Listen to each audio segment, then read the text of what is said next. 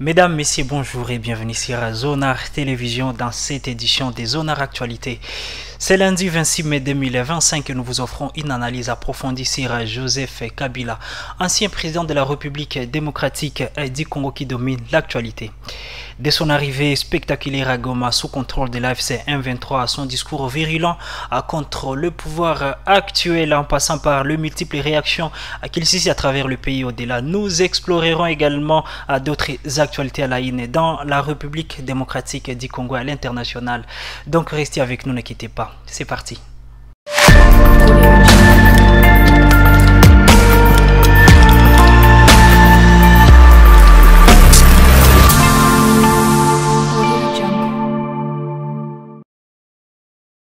Nous débutons avec un événement qui a capté l'attention de tous. Hier, dimanche 25 mai 2025, Joseph Kabila Kabange, ancien président de la RDC et autorité morale du Front commun pour les Congo FCC, a fait son entrée à Goma, chef-lieu du Nord Kivu, une ville sous contrôle de la FCM23.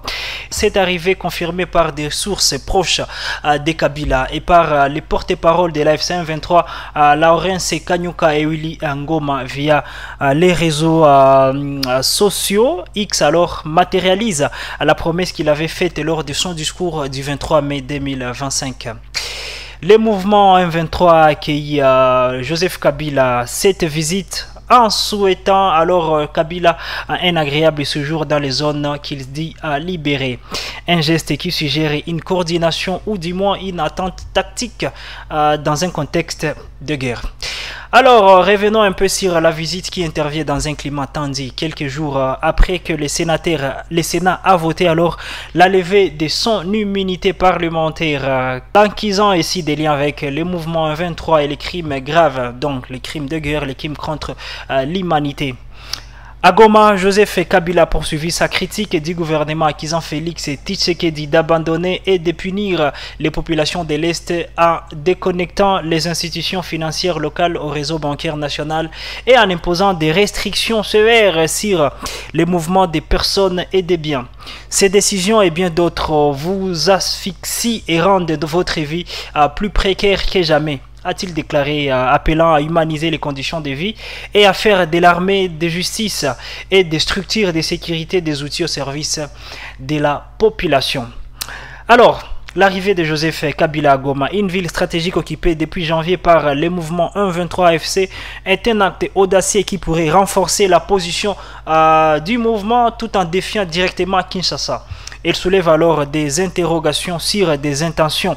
S'agit-il du retour politique d'une tentative de médiation ou de médiatisation ou alors d'une stratégie pour rallier les populations de l'Est? Voilà, dans un Nord Kivu marqué par les combats assez présents, ces risques d'aggraver les tensions, surtout alors que les soupçons de complicité avec les mouvements 1-23 sont lourdement pèsent alors sur lui. Voilà, revenons maintenant sur le discours qui a précédé cette visite, un moment clé dans cette affaire.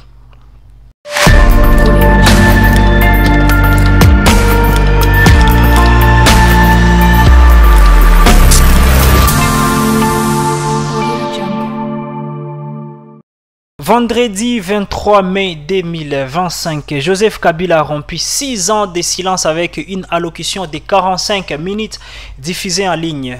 Sa première prise de parole directe alors depuis son départ du pouvoir en 2019.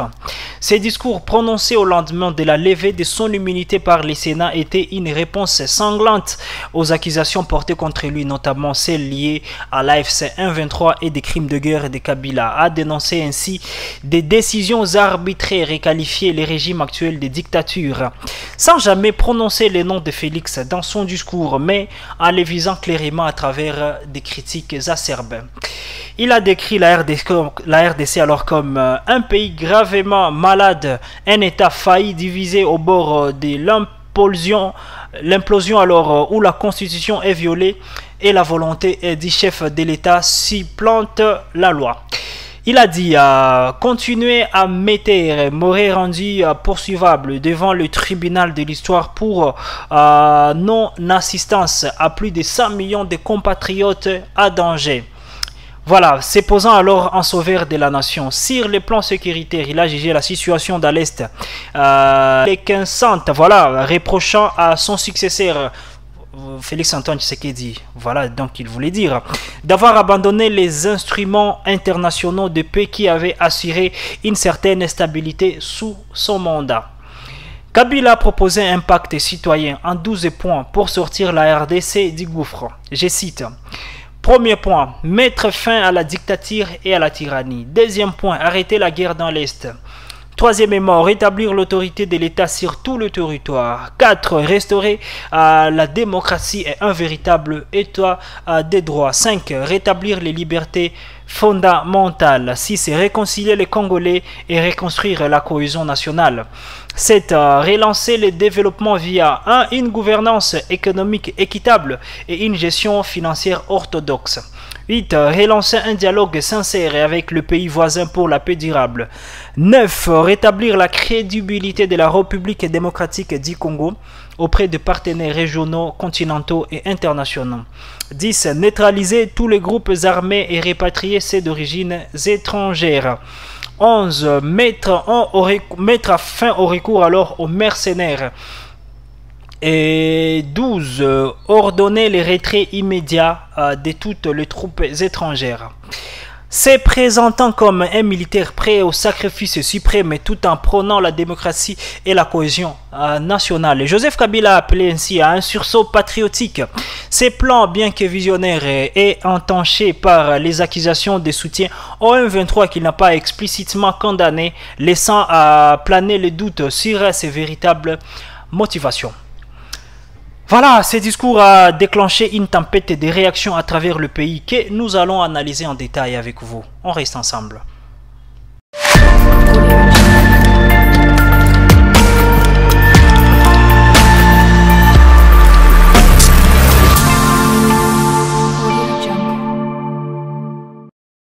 La première réaction marquante vient de Jean-Marc Kabound, ancien président de l'UDPS et ex-allié de Félix Antoine Tshisekedi, qui a salué le discours de Kabila comme une leçon fondamentale.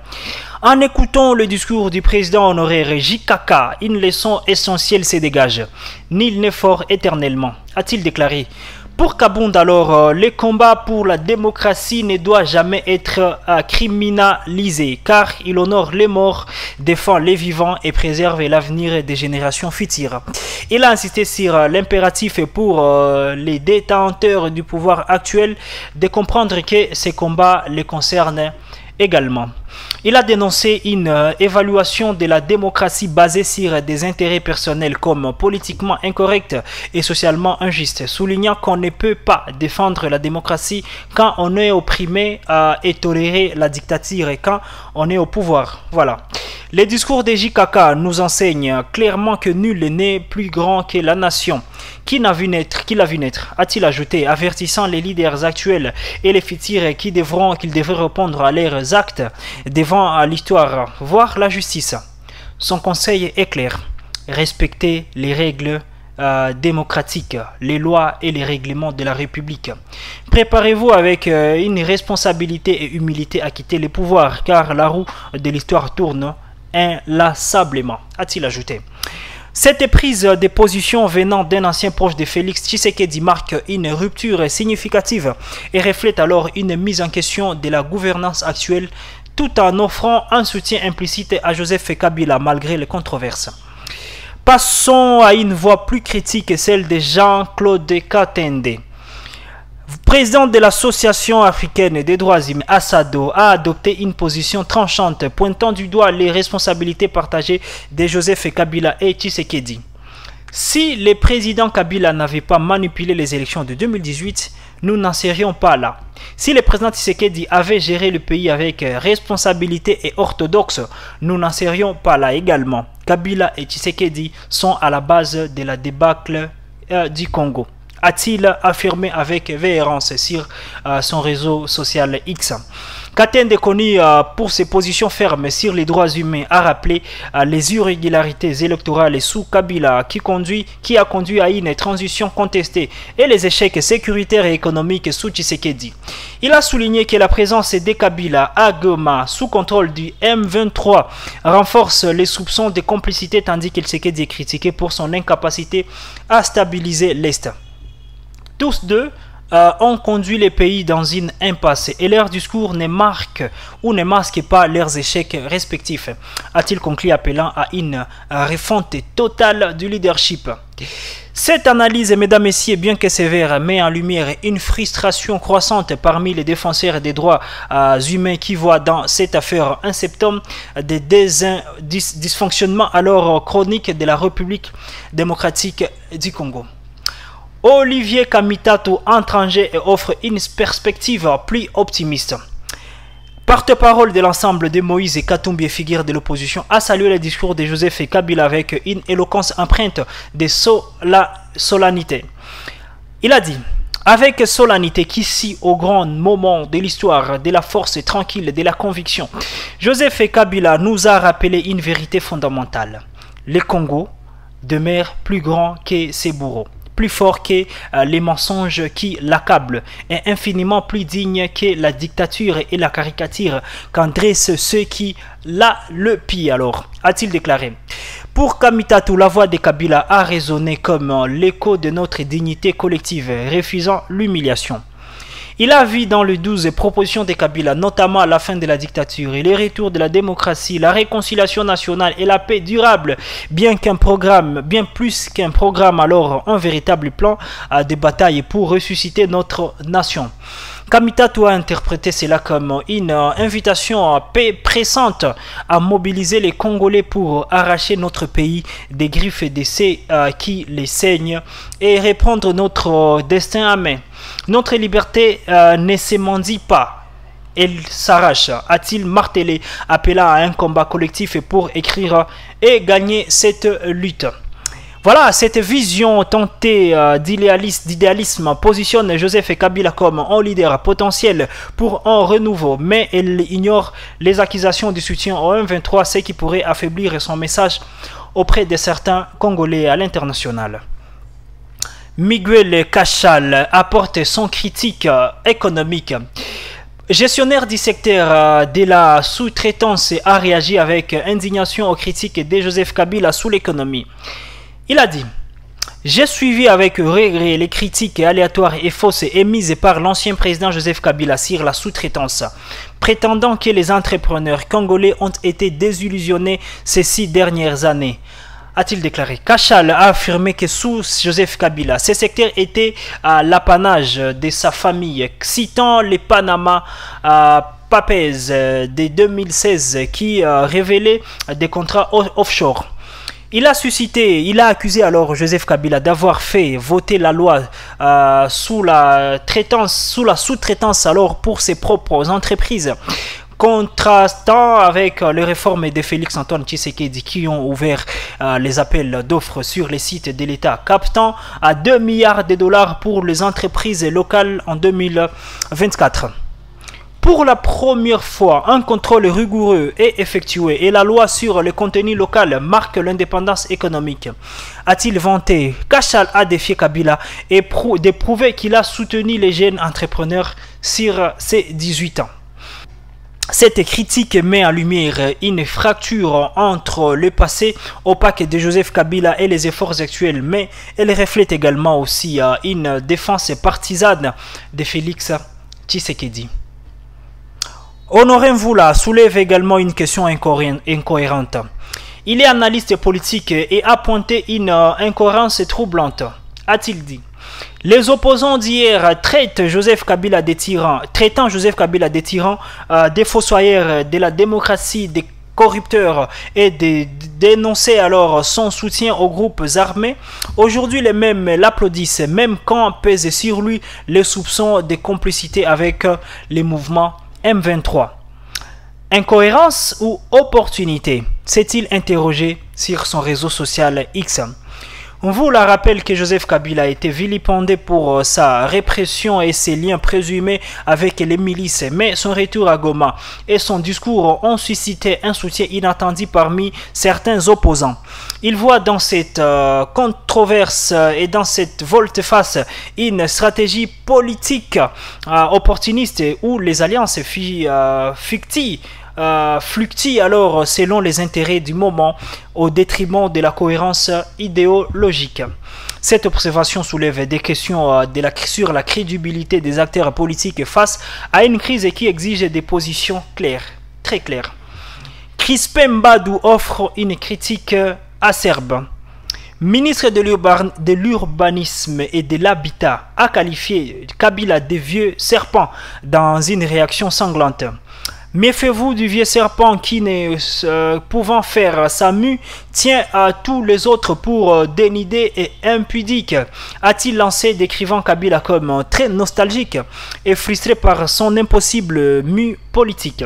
Il a rappelé ses 18 ans de pouvoir de Kabila marqués par prédation et pillage économique, Congo Hold Up, l'oppression des manifestations pacifiques et la violation des droits humains comme le massacre de Bundu Dia Congo et Kamwena Sampu, a-t-il ajouté. Mbadou a rejeté l'idée que Kabila puisse passer pour un bienfaiteur, notant qu'il n'a pas protégé le peuple de projets malfaiteurs des prétendus parrains. Le peuple congolais n'est pas dupe, a-t-il conclu, soulignant que cette nostalgie ne convaincra pas une nation lassée de son passé. Cette attaque frontale vise à discréditer Joseph Kabila, mais elle reflète aussi une défense agressive du régime actuel. Didier Bundimbu se lance dans l'affaire. Ministre des Sports a dénoncé le retour de Kabila comme une vulgaire agitation minable. 18 ans de mauvaise foi et de l'absence totale. A-t-il ressurgi de son obscurité pour alimenter une rébellion? A-t-il déclaré pourtant un héritage de pertes humaines et financières considérables? Depuis plus de 20 ans, il a rejeté cette mise en scène médiatique avec le mépris qu'elle mérite, affirmant que la démocratie ne saurait être manipulée par la haine et la violence. Bundimbu a insisté sur un avenir de stabilité, progrès et respect des lois, rejetant ces retours en arrière grotesques. Restons unis, non par peur alors, mais par dédain envers ce théâtre qui cherche à nous diviser, a-t-il appelé en engageant alors à défendre la nation contre ceux qui ne méritent qu'elle oublie. Cette position gouvernementale cherche à rallier l'opinion publique, mais elle risque alors de polariser davantage un pays déjà divisé. Analysons ensemble les implications de ces événements. L'arrivée de Joseph Kabila à Goma et son discours ont des implications majeures et sécuritaires.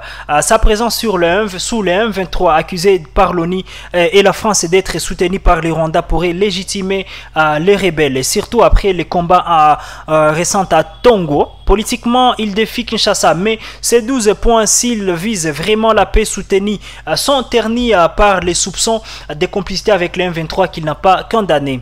À Goma, les habitants sont partagés. Certains y voient un défenseur de l'Est, d'autres un opportuniste. Cette affaire alors pourrait compliquer les efforts diplomatiques et exacerber les divisions dans un pays où l'histoire de Kabila reste controversée.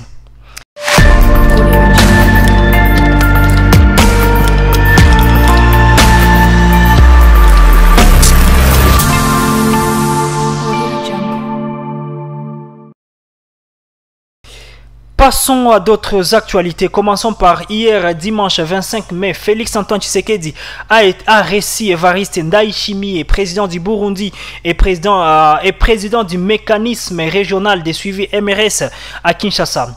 Les deux leaders ont réévalué l'accord cadre d'Addis Abeba signé il y a 12 ans par 11 pays pour promouvoir la paix dans la région des Grands Lacs avant le sommet de MRS de mai à Kampala, où Ndayishimiye passera à la présidence. Cet accord impliquant l'ONU, lui, la CIRGL, la SADC visait alors à traiter les causes profondes des conflits de l'Est de la République démocratique du Congo, mais sa mise en œuvre reste un défi. Denis Mukwege, prix Nobel de paix 2018, a récemment plaidé pour sa revitalisation avec des sanctions après l'annulation d'une tripartite RDC-Rwanda-Angola en décembre dernier. Cette rencontre souligne l'urgence des solutions régionales alors que les tensions avec les Rwandais persistent. Ces efforts contraste alors avec la violence dans l'est de la République démocratique du Congo où hier matin des combats, des détonations en armes lourdes ont semé la panique à Kahunga, groupement à Tongo dans le Nord Kivu. L'M23 tirant depuis Kirima vers Kirumba et Kagango alors ciblait les FDLR et les Wazalendo. Selon les sources locales, les combats qui ont duré jusqu'à début d'après-midi ont fait un mort et 5 blessés à Kagango. Le mouvement M23 progresse vers Bambo où 900 familles ont fui ces 3 dernières semaines aggravant la crise humanitaire. Ces conflits s'inscrivent dans un contexte tendu dénoncé vendredi 23 mai 2025 par Human Rights Watch.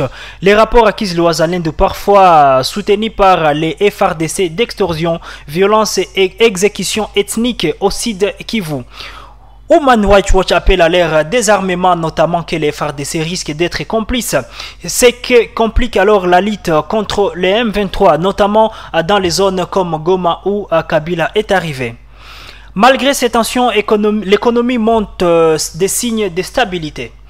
Vendredi 23 mai 2025, lors de la 44e réunion du Conseil des ministres, la gouverneure alors de la Banque centrale du Congo, Malangu Kabedi Mbouyi, a présenté un tableau économique encourageant. L'inflation hebdomadaire est de 0,14% contre 0,13% la semaine précédente et à 3,34% accumulé l'annuel, en recul de 2 points par rapport à 2024. Le taux d'échange s'établit alors à 2850,17 francs congolais à l'interbancaire et 2863,51 francs congolais au parallèle avec une dépréciation de 0,1% depuis le 9 mai 2025. Cette stabilité est attribuée à des politiques monétaires et budgétaires prudentes ainsi qu'à une bonne régulation de la liquidité bancaire. Elle a permis alors un accord à la FMI sur la première revue de la facilité élargie des crédits après une mission à Kinshasa du 30 avril au 13 mai 2025. Les prix mondiaux du cuivre, du cobalt et du pétrole, clés pour les exportations congolaises, sont en hausse, mais la gouverneure insiste sur les mesures pour consolider cette résilience.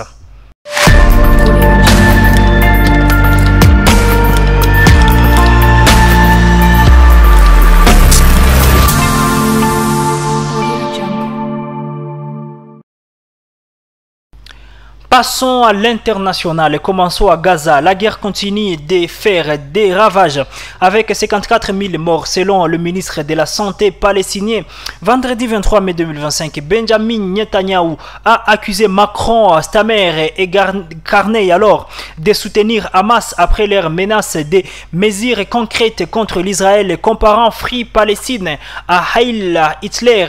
Une aide minimale alors est entrée après 3 mois de blocus, mais elle reste insuffisante face à la famine. Ce même jour, Donald Trump, le président américain, a annoncé un gros échange de prisonniers entre la Russie et l'Ukraine sur traite sociale, suggérant une possible avancée diplomatique, bien que non confirmée par Moscou ou Kiev.